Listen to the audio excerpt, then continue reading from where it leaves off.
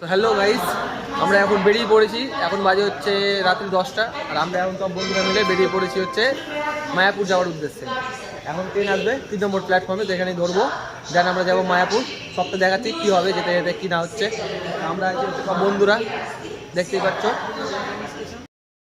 তো তোমরা দেখতেই পাচ্ছ আমরা একটা ট্রানজ্যাকশন ভিডিও বানানোর চেষ্টা করছিলাম, আর সেখানেই আমি একটু ভুল করে ফেলি। তো সবাই মিলে হাসাহাসি খুব মজা করেছি আমরা এই ট্রিপটাতে। সব বন্ধুরা মিলে প্রচুর আড্ডা দিয়েছি। গাইস ভিউটা একবার চেক করো, জাস্ট কতটা কুয়াশা সব দিকে।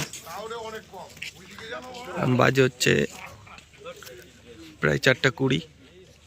তো গাইস এখনই সবে একদম ট্রেন থেকে নামলাম, আর তোমরা একদম কুয়াশাটা চেক করো চারিদিকে, প্রচুর ঠান্ডা। আর একদম এখন বাজে হচ্ছে 4:20।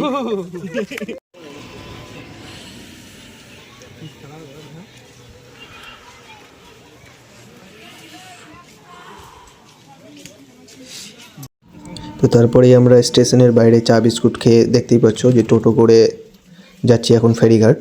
তো স্টেশন থেকে ফেরিঘাট প্রায় 20 টাকা করে ভাড়া নেয়, যেখান থেকে লঞ্চ ধরে তোমাকে মায়াপুর যেতে হয়। তো এখন সেখানেই যাচ্ছি ফেরিঘাটে। আর এই যে এইটা হচ্ছে ফেরিঘাট, আর এই ফেরিঘাটে এসেই কিন্তু আমরা দেখতে পেলাম অনেক হনুমান চারিদিকে প্রায়।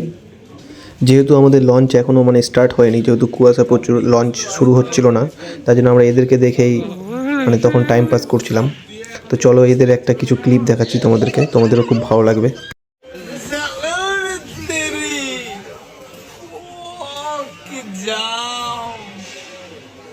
তো গাইজ আমরা ভেবেছিলাম যে লঞ্চে করে ওই পারে যাব, তারপরেই আমরা রুম নিব মায়াপুরে।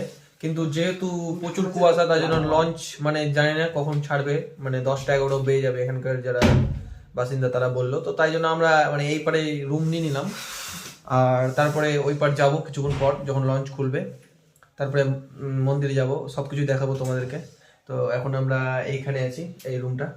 এই লজটার নাম হচ্ছে নবদ্বীপ লজ।